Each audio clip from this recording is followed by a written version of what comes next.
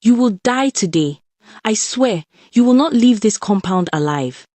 Madame Gold's voice filled the entire compound like thunder. She stood in the middle of the yard, her wrapper loose around her waist, her eyes red like fire. In her hand, she held a thick wooden stick, waving it in the air like a mad woman. But what happened next? Nobody expected.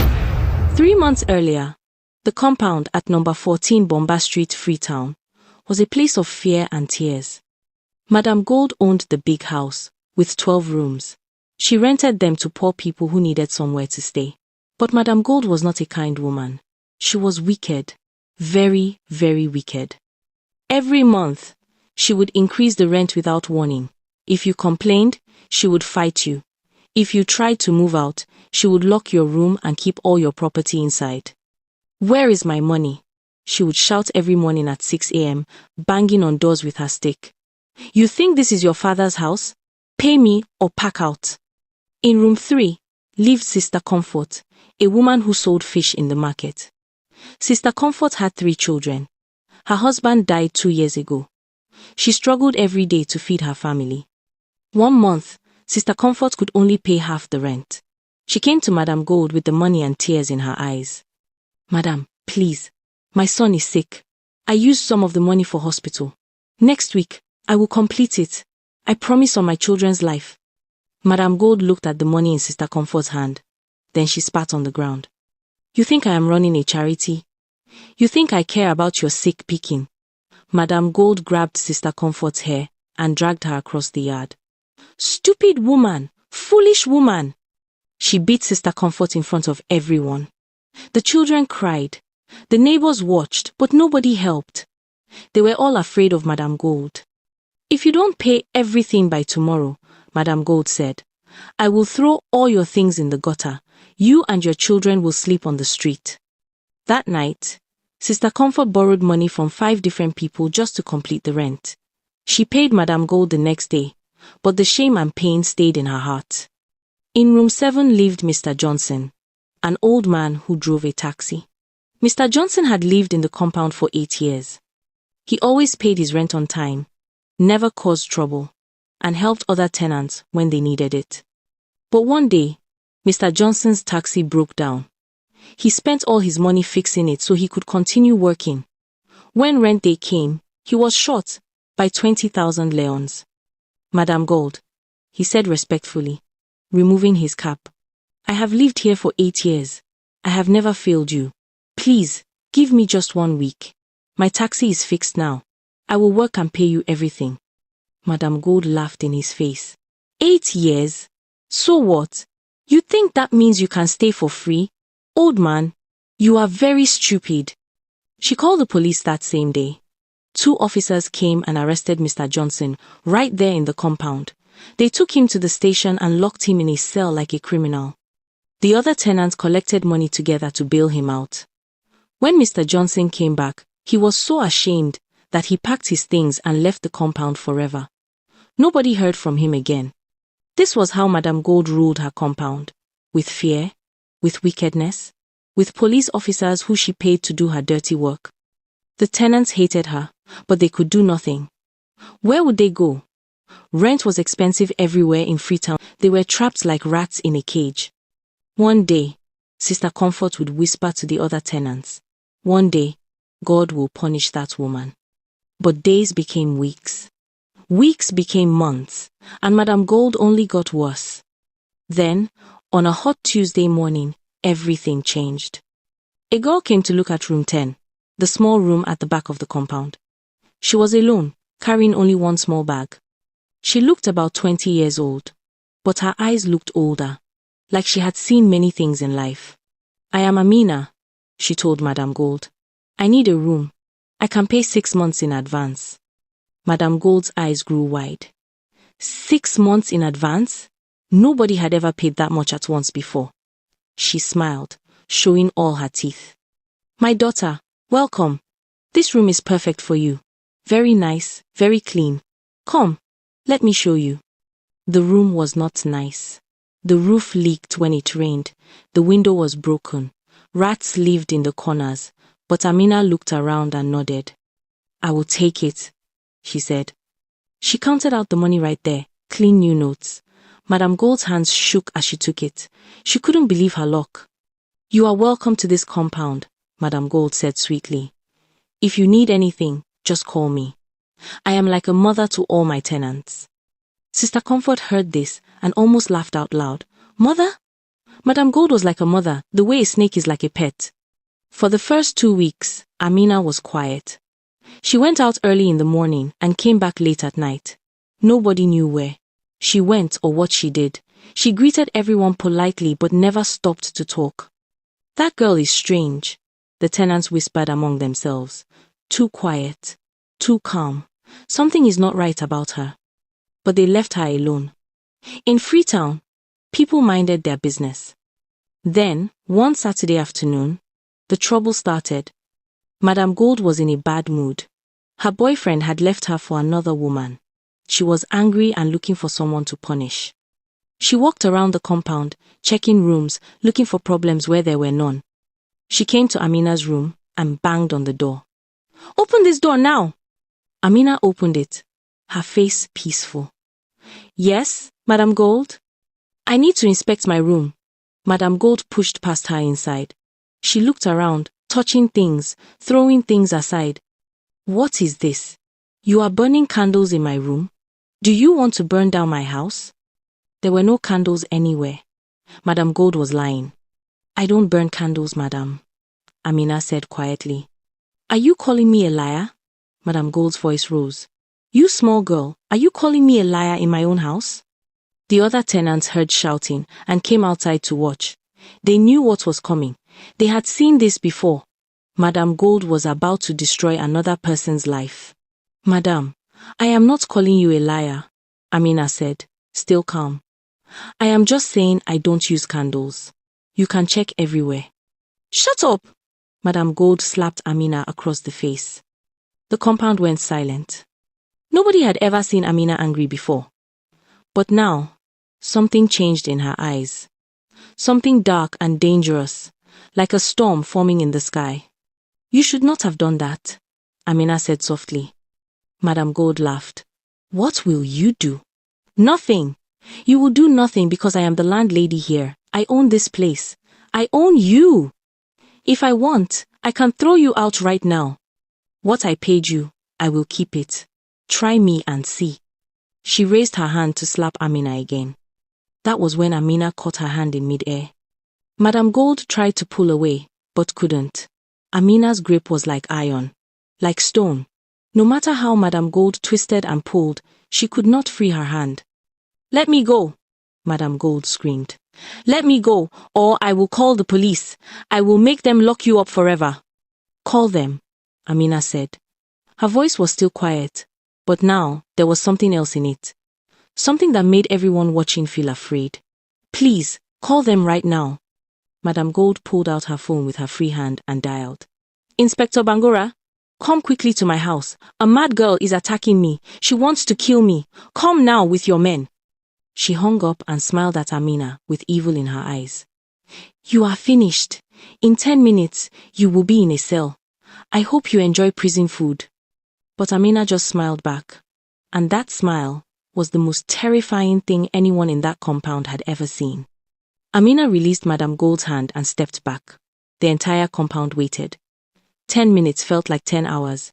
Everyone stood frozen in their spots, watching, waiting to see what would happen. Sister Comfort whispered to the woman beside her, "That girl is going to suffer now.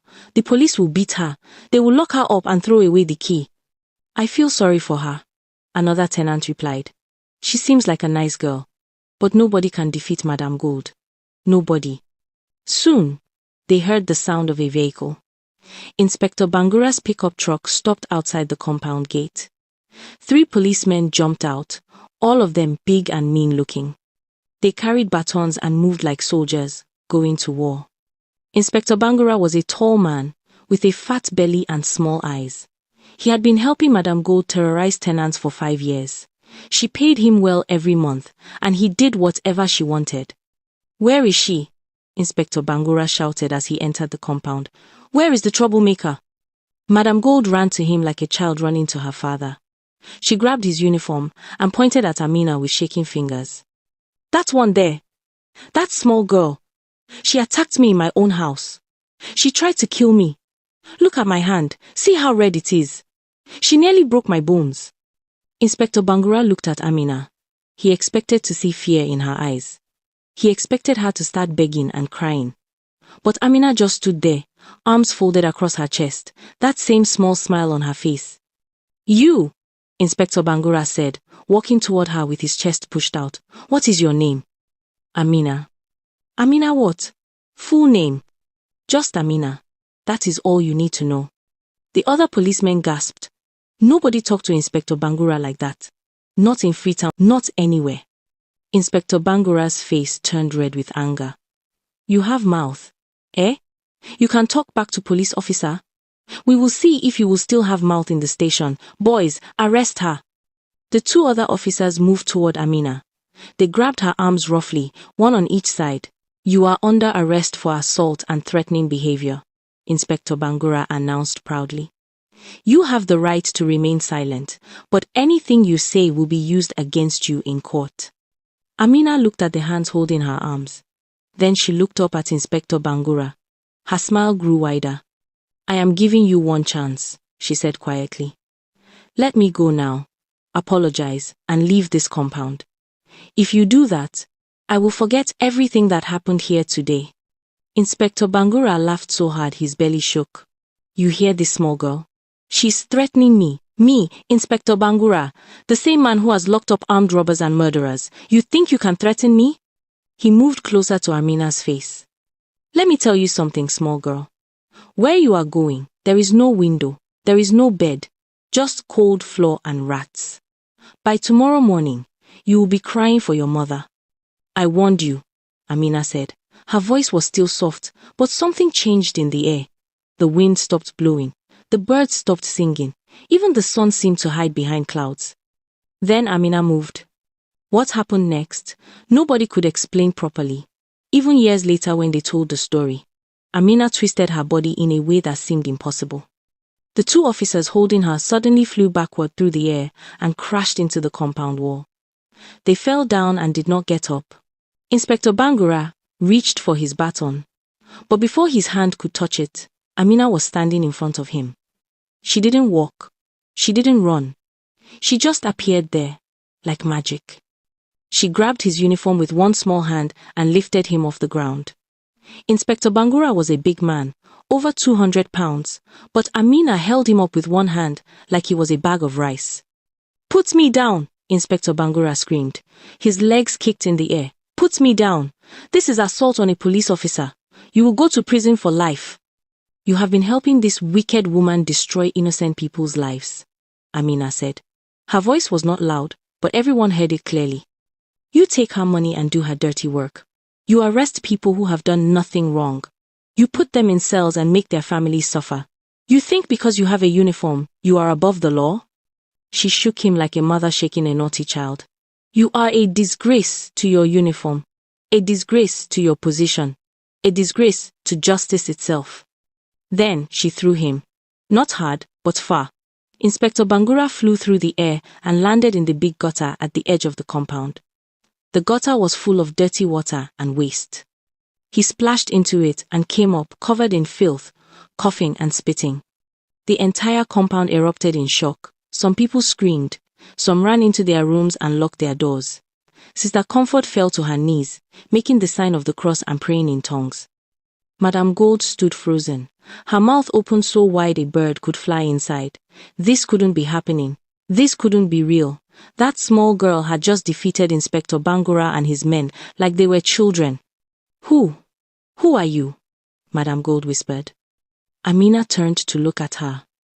And in that moment, Madame Gold saw something in Amina's eyes that made her blood turn to ice. She saw power. Real power. The kind that cannot be bought with money or gained through bullying.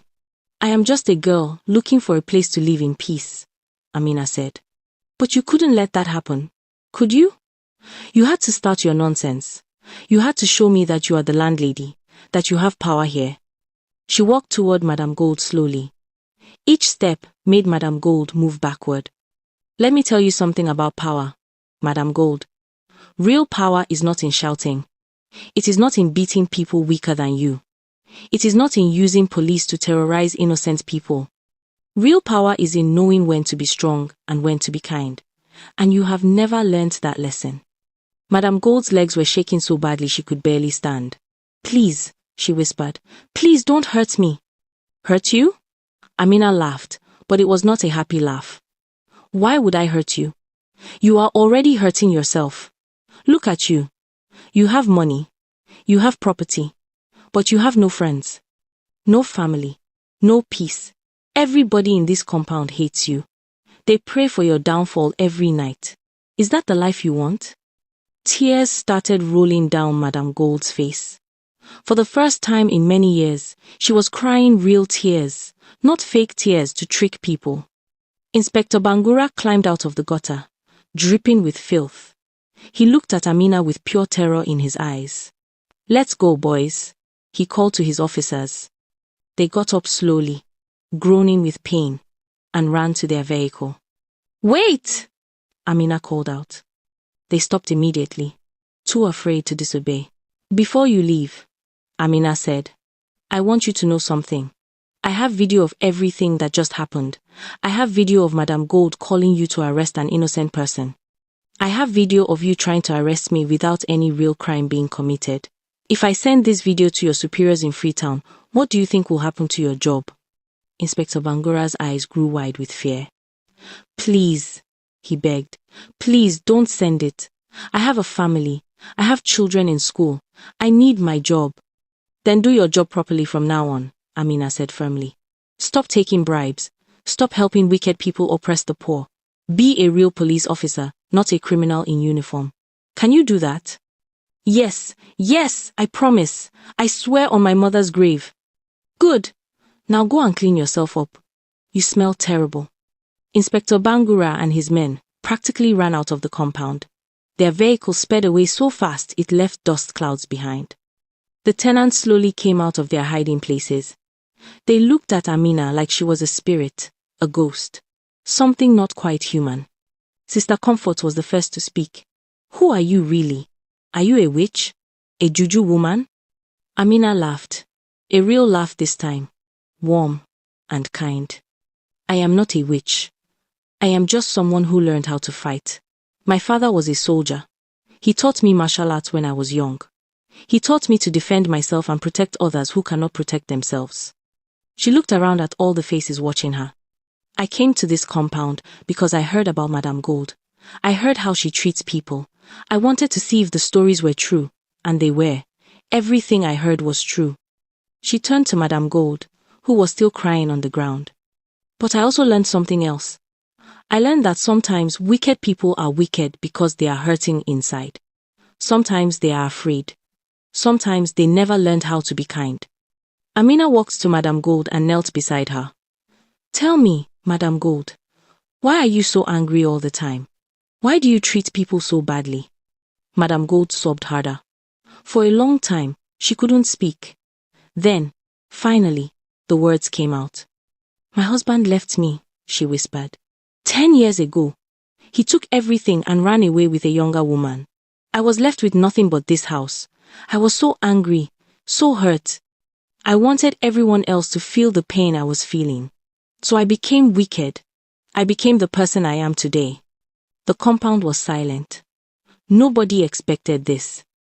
Nobody knew Madam Gold had this story buried inside her. Pain is not an excuse to hurt others, Amina said gently. Your husband hurt you, yes. But these people here, they did not hurt you. Sister Comfort did not hurt you.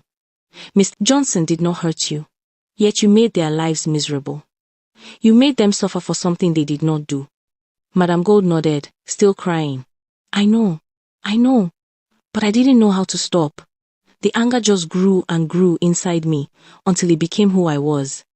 Amina helped Madam Gold stand up. It is not too late to change. It is never too late. But you must want to change. You must choose to be different. Madam Gold looked around at all the tenants watching. She saw the fear in their eyes, the hatred, the pain she had caused them, and for the first time in 10 years, she felt shame. Real shame. "I am sorry," she said, her voice breaking. "I am so sorry. Sister Comfort, I am sorry for beating you, for taking your money when your child was sick, for making you borrow from others just to pay me." She turned to face the entire compound. "I am sorry to all of you. I have been wicked. I have been cruel. I have been everything a landlady should not be. I don't expect you to forgive me today. But I promise, from this moment, I will change. I will be better. I will be the landlady you deserve." Sister Comfort stepped forward. Tears were running down her face too. "We all make mistakes, Madam Gold. We all have pain inside us. If you truly want to change, we will give you a chance." One by one, the other tenants nodded. They had seen something extraordinary today. They had seen a wicked woman broken down and humbled. They had seen the impossible happen. From that day forward, Madam Gold became a different person. She reduced everyone's rent by 30%. She fixed all the broken windows and leaking roofs. She stopped shouting at people and started greeting them with kindness. When tenants were late with rent, she would ask them what was wrong and try to help instead of calling the police. She started a small shop in the compound where people could buy food at cheap prices. The transformation was so complete that people from other compounds would come just to see if the stories were true. Was this really the same Madam Gold who terrorized Bomba Street for so many years? Amina lived in room 10 for 2 more years. She became like a daughter to Madam Gold and a sister to all the tenants. She taught Sister Comfort's children martial arts so they could defend themselves. She helped Mr. Johnson when he returned to the compound, welcoming him back with open arms. Then one morning, Amina packed her small bag and said goodbye. "Where are you going?" Madam Gold asked, tears in her eyes. "There are other places that need help," Amina said with a smile. "Other wicked landlords who need to learn their lesson. Other Madam Golds who need to meet their match." She hugged Madam Gold tight. "But you don't need me anymore. You have found the kindness inside yourself. That is the greatest power of all." As Amina walked out of the compound gate, every single tenant came out to wave goodbye. They called out blessings. They thanked her. They cried.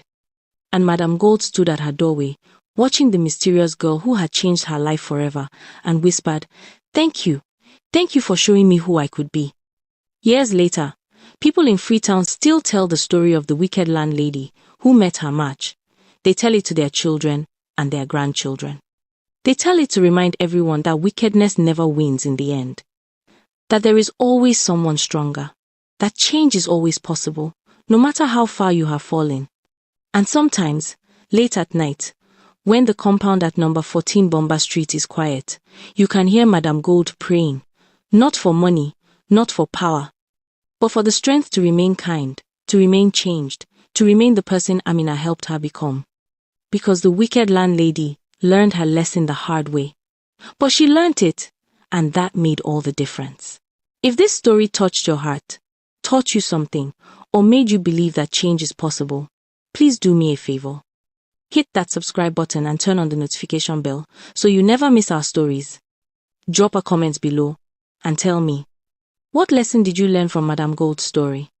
Have you ever met someone like Madam Gold who changed their ways? What other African stories do you want to hear next? To everyone who has been with me from the beginning, watching story after story, supporting this channel with your views, likes, comments, and shares, thank you from the bottom of my heart.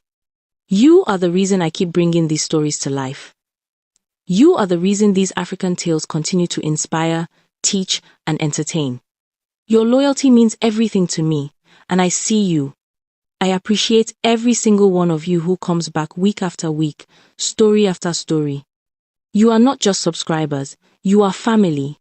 You are part of the African Tales community, and together we are keeping our stories alive and sharing the lessons our ancestors taught us.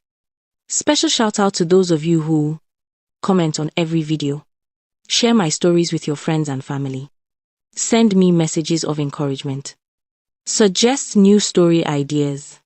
You are the real MVPs.